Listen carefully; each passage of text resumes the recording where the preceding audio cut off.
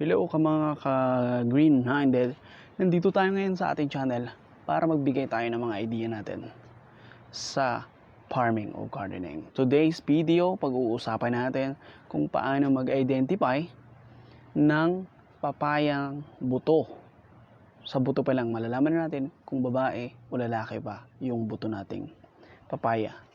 At dito, masishort na natin yung technique. So kung gusto mong malaman yan, mag-like ka muna sa ating video, subscribe ka naman, and let's go to the video.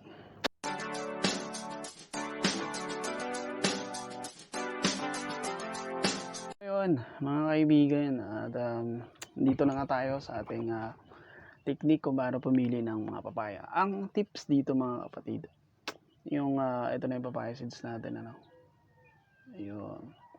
So, simple lang naman yung technique na kikita natin dito. So, yung yung lalaki ay mas malabo yung kanyang balot. Mag-stable. Uy, episode. Yung mas malabo yung kanyang balot sa buto. Ano, malabo. Yung kanyang coat, 'di ba may coat 'yan? May coat siya dun sa buto natin. Malabo. Yung babae naman ay mas malinaw yung pagkakabalot. Mas transparent, mas lighter yung kulay nung buto. Pansinin mo, ikumpara mo para mamalaman na yung buto ay babae. Ikumpara mo siya dun sa malabo na balot ng buto. Kumbaga, mas malabo yung balot, yung coated ng buto. Doon mo makikilala na yung papaya ay babae o lalaki. So, ulit, yung babae ay yung lalaki mas malabo yung balot ng buto, mas makapal.